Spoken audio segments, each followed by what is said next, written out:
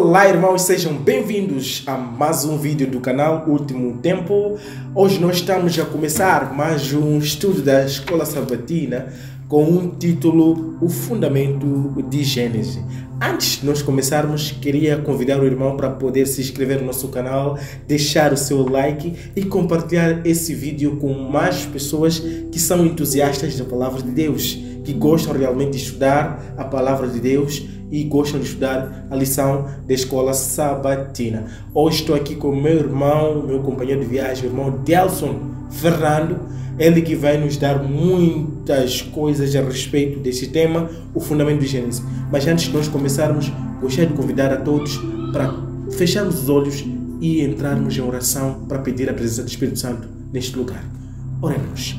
Querido Deus Pai Todo-Poderoso que habita nos altos céus, queremos agradecer ao Senhor pela vida e pela saúde que o Senhor nos concede dia após dia e pedir a sua presença, a presença do seu Santo Espírito neste lugar, de modo que sejamos unânimes em entendimento e que possamos cavar e entender com qual profundo o Senhor quis passar essa mensagem que está aqui na sua lição de Escola Sabatina. Entregamos esta oração em nome de Jesus Cristo. Amém. Muito bem. Nós temos aqui o nosso verso que encontramos no livro de João 1, versículo 29. No dia seguinte, vendo que Jesus vinha em sua direção, João disse: Eis o Cordeiro de Deus que tira o pecado do mundo. E na gravura nós temos uma imagem muito interessante, irmão Delson. Aqui nós temos uma imagem de homens que estão na presença de uma Bíblia, em que temos dois livros, Gênesis, que é o primeiro livro da Bíblia, e Apocalipse, que é o último livro da Bíblia. E em Gênesis nós temos a chave, e em Apocalipse temos a fechadura. O que supõe que, para nós decodificarmos as profecias de Apocalipse, nós temos que tirar a chave de Gênesis. Estaria eu certo? Sim, está certo. Já me deixa dizer que essas pessoas, na sua maioria, estão a correr para o livro do Apocalipse, segundo a gravura. Nenhuma pessoa já é para o livro de Gênesis. Então, é uma forma errada de se fazer, porque o fundamento é Gênesis. Irmão Samuel, o que é muito interessante é que a Bíblia é a expansão dos 10 mandamentos. E os 10 mandamentos, bem sabemos que é o caráter de Deus. Então, Jesus uma vez disse que eu sou Alfa e Ômega. Então, Alfa é a primeira letra do alfabeto grego. Ômega é o último. Então é a mesma coisa com o Apocalipse e o Apocalipse e o Gênesis. Existe um fundamento que é a base. E já me deixa ligar esse tema com o santuário. Ok, liga. Irmão Samuel, sim. O livro do Apocalipse está muito mais relacionado com a obra de Jesus Cristo dentro do lugar santo e o santíssimo. Ok. Não com o acampamento. Alright. E já me deixa dizer que dentro do santuário, ali havia 5 pilares, que eram um fundamento que dividia o pátio do santo. Então ali havia pilares, que eram 5, que são os 5 livros de Moisés. O Pentateuco. E um deles é o Gênesis. Então no santuário já temos a lição que o livro de Gênesis por si assegurava o santuário, era o fundamento do santuário, era o que mantinha o lugar santo estável. Então já temos aqui a certeza de que, com certeza, o livro de Gênesis é o fundamento de tudo. Bom, meus irmãos, estou aqui em êxtase por ouvir tudo isto, que o livro de Gênesis é tão importante e é o livro que temos de prestar atenção antes de nós começarmos a avançar para os demais livros, porque ele serve como uma chave, de facto, né? Sim. E para nós vermos isso, confirmarmos o que o irmão Delson vinha dizendo aqui na lição de domingo, temos o princípio da primeira menção. Em inglês é The Rule of First Mention. Então, esse princípio aqui nós vamos ter que ler no livro de Isaías 40, versículos 7 e 8, Malaquias 3, 6 e Hebreus 13, verso 8. 47, 8 diz o seguinte: seca-se a erva e cai a flor, sobrando nela o Espírito do Senhor. Na verdade, o povo é erva. Seca-se a erva e cai a flor, porém a palavra de nosso Deus subsiste eternamente. Malaquias 3:6. Malaquias 3:6. É um livro que nós já lemos muito, principalmente no último trimestre, né? Sim, muito mesmo. Muitas vezes. Deixa estar aí, notado aí. 6. Sim. Porque eu, o Senhor, não mudo. Por isso vós, ó filho de Jacó, não sois consumidos. Hebreus 13:8, vamos ler com calma, tudo. Hebreus 13:8. Sim. 8 diz o seguinte: Jesus Cristo é o mesmo, ontem, hoje e eternamente. O princípio da primeira menção. Este princípio da primeira menção, irmão Adelson, significa o que exatamente? Significa que uma coisa que é relatada dentro da Bíblia tem a sua raiz. Ok. Toda coisa tem a sua raiz. Ok, vamos supor, por exemplo, que vamos falar de um assunto sacrifício, tem sua Tem raiz. sim. Amor tem sua raiz. Tem a raiz. E já me deixa dizer que dentro do Apocalipse temos o relato da serpente. Sim. A antiga serpente no capítulo 12 do livro do Apocalipse. Isso nos leva de volta no livro de Gênesis, Ok.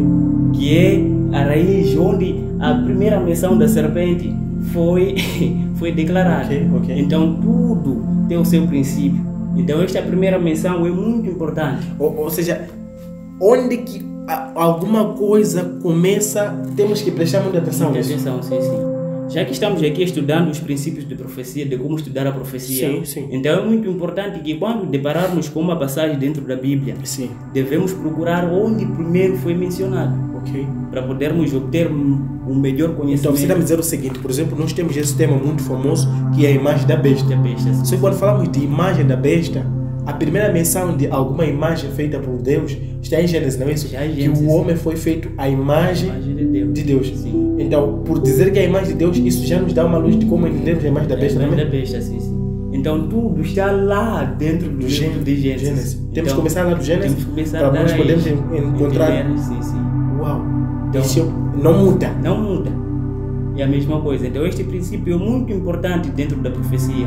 Porque se alguém não usar este princípio, será difícil entender a Bíblia. E é interessante ter uma parte aí, questão de verdades presentes. Sim. Na verdade, uma verdade presente não é exatamente do jeito que nós pensamos que é algo novo que vem para aquele momento.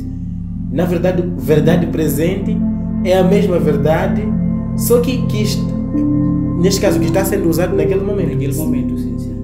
Vamos lá, por exemplo, nessa questão de verdade presente, nós temos verdade presente no tempo de Jesus Cristo, por exemplo, era o próprio amor de Jesus Cristo. Mas antes dele morrer na cruz, já tínhamos sacrifício de animais, que era verdade presente naquele momento, mas que é uma verdade presente que não mudou praticamente, só que foi cumprido. Foi cumprido, sim. Então, verdade presente nunca vai mudar. Nunca vai mudar. E muito interessante é que no livro o João diz que eis o Cordeiro de Deus que tira o pecado do mundo. Ou é continuação? É continuação, porque temos também a menção do Cordeiro dentro do livro de Gênesis, capítulo 3, versículo 21, onde o homem, o Adão e Eva foram vestidos. Eu digo, sabe por que eu digo sobre verdades presentes, irmão Deus? É que há pessoas que estão a dizer que não, verdade presente agora é de que nós temos que adotar certo tipo de dieta. Isso não é verdade, isso já era uma coisa antiga. Foi dito que nós teríamos uma determinada forma de dieta no antigo. Então, só que agora simplesmente se estamos a adotar essa dieta, não é que é verdade nova. Não, é uma verdade que talvez um tempo Deus permitiu com que fosse negligenciada, mas agora quer de novo que voltemos naquela realidade antiga. E o livro de Hebreus diz que Jesus Cristo é o mesmo ontem, hoje e amanhã. Não muda. Então a Bíblia é a explicação de Jesus Cristo. Interessante isso. Compreendendo o amor de Deus. Já começamos a aplicar aqui a regra da primeira menção, não é isso? Primeira menção, sim. Pois nós temos aqui, pode até não ler, mas eu quero que leia exatamente aí no 22:2 de Apocalipse, de Gênesis. Sim. É muito interessante que se fala aqui. 22:2 diz o seguinte: E disse: Toma agora o teu filho, o teu único filho, Isaque, a quem amas, e vai-te à terra de Moria, e o oferece ali em holocausto sobre uma das montanhas que eu te direi. Interessante. Muito interessante aqui que aqui é onde aparece a primeira palavra amor. A palavra amor aparece aqui. Em grego, como que se chama? Amor. Amor. Sim. Me esqueci da palavra. O que se esqueceu da palavra. Mas em hebraico, né? Neste caso.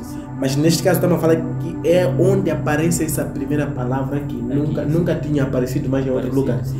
E é engraçado que aqui diz que quando essa palavra amor aparece, logo temos uma boa explicação do que seria amor. É isso, né? Sim, sim. E deixa-me dizer que aqui o contexto está muito mais relacionado com Abraão, oferecendo alguém que ele mais amava, o único filho dele. Então já temos a primeira coisa. Pessoal, quer dizer que Abraão tinha um único filho? Não era o único filho. Era o que significa ser único filho? Ser o único, ele era o único filho da promessa. Tá bom. Ele era somente, não existiria outro. Havia ali o Ismael, que era o mais velho. Mas na hora da promessa. Na hora da promessa. Então esse era o único filho da promessa. Então Jesus Cristo é o único filho da promessa. Então a mesma coisa se relaciona. E aqui o Abraão devia demonstrar o seu amor para com Deus sacrificando o seu próprio filho. Então, de alguma certa forma, Deus demonstrou o seu amor por nós sacrificando o seu próprio filho, que é Jesus Cristo. É a mesma história. É a mesma história, sim. Porque Abraão tinha um único filho que ele amava, que era o Isaac. E Deus também tem o seu único filho que ele ama, que é neste caso Jesus Cristo. E este teve que oferecer, Jesus Cristo teve que ser oferecido pelo seu Pai por causa dos nossos pecados. E é interessante que o que está a dizer aí sobre na primeira menção que aparece a palavra amor também em João é a mesma, é muito parecida com o que acontece aqui no Gênesis, não é isso? Porque no 3:16 aparece logo a palavra amor, mas também falando porque Deus amou o mundo de tal maneira que deu seu filho. Então, ou seja, ele já nos remetia a Abraão. Sim. A mesma história. A mesma história. E dizer que quando vamos no livro de Hebreus capítulo 11, nos seus versículos 17 a 19, no versículo 19 vimos que o Isaac figurativamente morreu. Morreu mesmo naquele dia? Sim, naquele dia. E ressuscitou depois? Ressuscitou naquele mesmo dia. Pessoal, então falar aqui, porque a viagem que eles levaram para Moriá era 3 dias, não é? Era 3 dias. Então, Isaac morreu a partir do primeiro dia que eles começaram a caminhar para lá. A partir do momento em que Abraão soube que tinha que sacrificar para ele, Isaac já estava morto. E fica 3 dias a caminhar para Moriá e naquele dia ressuscita. Ele ressuscita. Assim como Jesus Cristo também ficou 3 dias dentro da terra, debaixo da terra. E ao terceiro dia ele teve que ressuscitar. É interessante isso, um paralelismo muito interessante. Muito interessante. E nós vamos aqui na lição neste caso, lição da terça-feira, que tem como título a pergunta de Isaac: onde está o cordeiro? Onde está o cordeiro? Esta pergunta nós encontramos em Gênesis 27, versículo 7. Mas pode parar mesmo aí. E nós sabemos que Isaac perguntou: pai, nós temos a lenha, nós temos tudo preparado, mas o problema é que eu não vejo o cordeiro. E a primeira menção da palavra cordeiro também. Eu também falar que existe uma diferença entre ovelha, cordeiro e o que mais? Ovelha, cordeiro e... estou a esquecer o outro nome. Existe uma diferença nisso? Não, é a mesma coisa. Ok. Sim. Somente depende da idade deles. Mas o significado sempre é Jesus Cristo. Para dizer que o próprio Abel sacrificou uma ovelha. Mas também é Jesus Cristo aí. É Jesus Cristo. Também é cordeiro. É Jesus Cristo. E tanto que... também é carneiro. Essa palavra que eu procuro. Sim, ok. E no verso 8 existe uma resposta que o Abraão deu que é muito importante. Pode ler isso para nós. Versículo 8 diz o seguinte: e disse Abraão: Deus proverá para si o cordeiro para o holocausto, meu filho. Assim caminharam ambos juntos. Então o hebraico é Jeová Jireh. Deus proverá para si. Então o Abraão teve que, através da fé, levar o seu filho para o sacrificar, e sabendo que Deus proveria para si. Então, na nossa caminhada, na nossa jornada, devemos saber que Deus proverá. Na nossa batalha, Deus está sempre conosco. Ele unicamente é o único que irá prover a vitória para nós. E tanto que o cordeiro que o Isaac perguntava era Jesus Cristo. Olha, pai, estamos a caminhar, mas onde está Jesus Cristo? E ele diz que Deus proverá Jesus Cristo. Ainda vai dar Jesus Cristo. Ainda vai dar para morrer por nós. É interessante isso, né? Muito interessante. Olha, e o mais interessante aqui é que, se nós formos a perceber, eles estão a caminhar, estão a se perguntar essa questão de onde está o cordeiro, E a resposta viria com João. És o Cordeiro de Deus, que tirou o pecado o pecado do mundo. Então a resposta de Isaac foi respondida. Foi respondido. E muito importante, irmão Samuel, no verso do capítulo, aqui no Êxodo, capítulo 12, 3 Que é a 13. um versículo que aparece aqui citado. Também Citado, podemos sim, ler, sim. mas vamos só citar. Citar, sim. É um dos capítulos muito importantes. Ok. Porque é neste capítulo onde vimos a saída dos filhos de Israel dentro da terra do Egito para a terra prometida. E antes deles saírem, tiveram que matar um cordeiro. Ou seja, Jesus Cristo teve que morrer primeiro para permitir a saída deles. Que é interessante.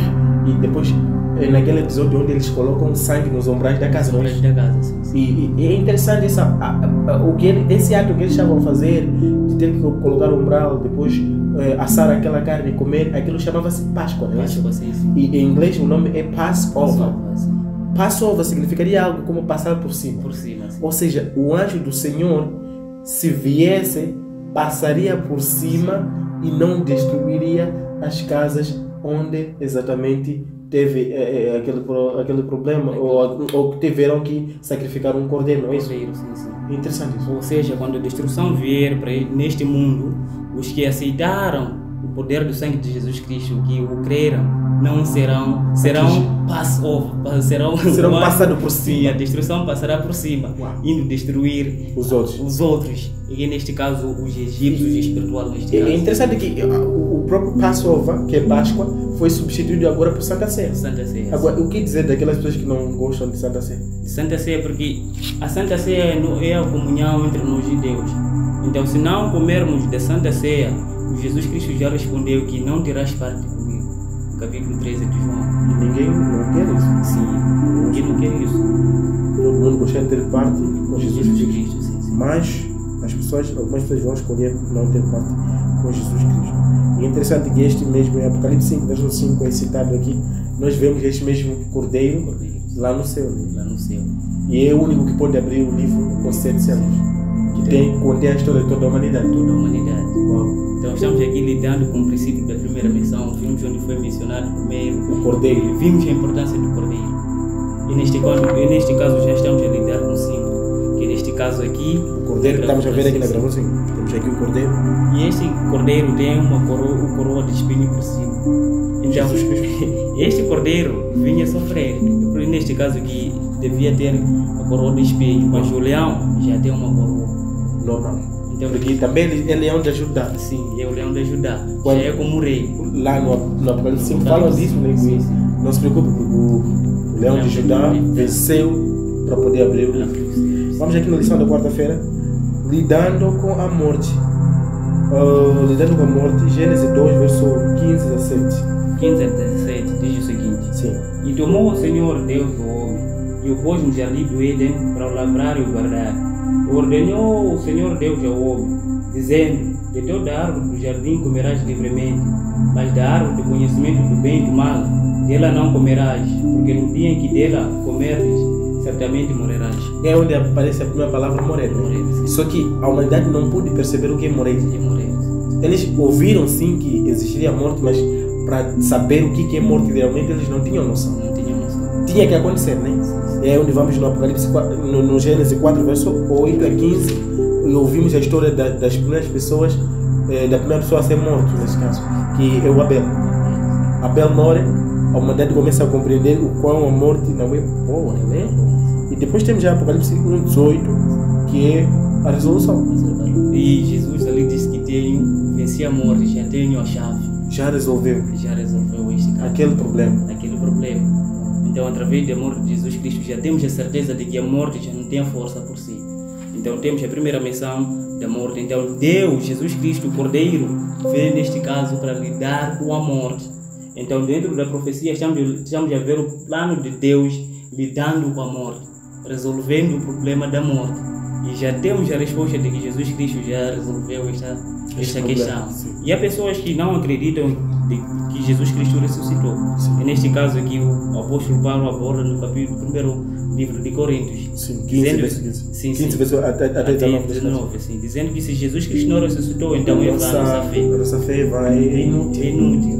No que cremos, nem se ele não ressuscitou. Sim, sim. Ele tem que ter ressuscitado. tem que ter ressuscitado. Senão, não vale a pena. Não vale a pena, sim. Interessante. E essa morte é mencionada no Gênesis e é resolvida no Apocalipse. Se nós não entendermos bem o Gênesis, como que surge a morte, nós não vamos entender como o Apocalipse diz que vence a morte. Não vamos saber se a morte é tão má ou não. Tem que entender todas essas coisas. Vamos no último livro, a serpente. Aqui é onde vai o livro, de acordo com o irmão Jefferson já leu um pouco disso. No livro de Gênesis 3, versos 1 a 5, é onde nós somos introduzidos à serpente. Primeira menção da serpente. E essa serpente aparece de novo no Apocalipse 12, verso 1 a 9. Ok. Interessante. E já me deixa dizer o seguinte, irmão Samuel. Sim. Adão e Eva se encontravam no lugar santíssimo. Onde que eles se encontravam no lugar santíssimo? Dentro do jardim do Éden. Como assim lugar santíssimo? Já me deixa dizer que Deus, sim, no princípio, Deus criou o céu e a terra. Okay. E depois disso, ele pôs o jardim do Éden dentro da terra. Ele trouxe o jardim do Éden do céu, porque o jardim do Éden estava no céu. De acordo com o livro de Ezequiel, capítulo 28, onde diz que tu, ó Lúcifer, estava no Éden de Deus. Então, para dizer que tinha Éden lá no céu. Estava no céu. Ok, então estamos a dizer que Lúcifer foi trazido do céu para aqui no... Não, neste caso, o jardim do Éden foi trazido do céu para aqui no mundo. Era um lugar santíssimo? Era um lugar santíssimo. Espera só, no lugar santíssimo nós tínhamos uma árvore, não é isso? Tínhamos uma árvore. Não tínhamos 10 mandamentos? Tínhamos 10 mandamentos. Não tínhamos uma árvore da vida? Tínhamos. Então como você vai explicar a ti? Espera só, no lugar santíssimo, nós tínhamos a arca, que tinha 10 mandamentos, e tinha o trono da graça. Como que tinha essas coisas no Éden?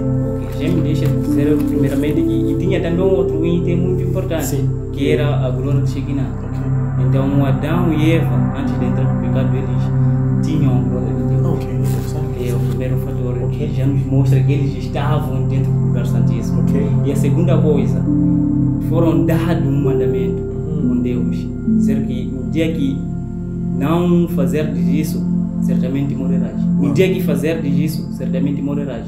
Porque eles foram proibidos de não comer o fruto proibido do conhecimento do bem e do mal. Okay. E eles tiveram que comer. E eles morreram. A morte veio. Então, eles quebraram a lei de Deus. Quebraram o mandamento de Deus. E se alguém quebrou o mandamento de acordo com Tiago 2, quebra todos. Quebra todos. Uau. Então, eles tiveram que quebrar os 10 mandamentos. E havia ali um Mercy Seat, o trono da graça. Se a pessoa quebrasse a lei de Deus, a graça era demonstrada. Eles quebraram, o Adão e Eva quebraram o mandamento de Deus. Então a misericórdia e a graça foi mostrada porque Jesus Cristo, o Cordeiro, teve que morrer naquele dia. E é interessante que essa graça que eles lhes deram, foram dados, praticamente simbolizava a vida, né? Porque se não fosse a graça eles não iam viver. O que realmente nos leva a acreditar que no jardim do Éden tinha tudo. Tinha o trono da graça aí, tinha a glória aí, e tinha os 10 mandamentos. Realmente era o lugar santíssimo. Então, a nossa lição está muito mais baseada com o santuário. E também com Gênesis. Com Gênesis, sim. Então, porque para nós entendermos o santuário não começa no Êxodo, não. Sim. O santuário começa no Gênesis, assim como também os 10 mandamentos começam no Gênesis. Uau. Então, o Gênesis já é a base de toda a Bíblia. O motivo este que somos recomendados a estudar muito mais primeiro o livro de Gênesis. Tanto que quando os 2 discípulos de Jesus Cristo ficaram desapontados e saíam de Jerusalém para Emaús, uma caminhada de 11 quilômetros, Jesus Cristo esteve com eles. E ele começou de Moisés, começou por Torá. Que eram 5 livros, que é pilar, como nós falamos. Que eram os pilares. E é interessante que Davi ele pega 5 pedras, que são os 5 livros. Jesus Cristo transforma 5 pães para toda a população, que são os 5 livros. E a mulher samaritana tinha 5 maridos, mas depois deixou. Então, o que simbolizava que ela tinha 5 livros de Moisés, mas ela abandonou no meio. E nós estamos a ver que tem um padrão que se repete a respeito desses livros. E nós chegamos ao final, mas antes de eu fechar aqui o estudo, queria dizer assim, uma atenção, a história da redenção da humanidade, ou seja, os adventistas do sétimo dia, aparece de alguma forma no Gênesis? Aparece. Como? Já, primeiramente, me deixa dizer que somente com o livro de Gênesis já temos acesso ao céu. Não precisaríamos de outros, né? De outros livros, sim. Temos tudo para sermos salvos. E já me deixa dizer que tudo ali que o homem devia fazer encontrava-se no jardim do Éden. Havia uma lei que eles não deviam quebrar. Havia um regime alimentar que Deus lhes deu. Havia tudo preparado para eles. O Adão e Eva eram mordomos de Deus. Eles deviam cuidar da propriedade de Deus. Então, os adventistas do sétimo dia bem conhecemos que eles são os guardadores dos mandamentos de Deus, que se encontram dentro do lugar santíssimo. E as pessoas que guardam os mandamentos de Deus devem ser glorificados. Então é o que falta para nós. E temos um regime alimentar muito especificado, que Deus por si deu. Temos o casamento, tudo ali já se encontra no livro de Gênesis. Todas as 28 crenças. Sim. E na verdade, temos um personagem muito especial que é José do Egito, que tinha o dom de profecia. Uau! Chegamos ao final de mais um vídeo da nossa lição da Escola Sabatina e esperamos que vocês curtam, compartilhem com os outros e até a próxima.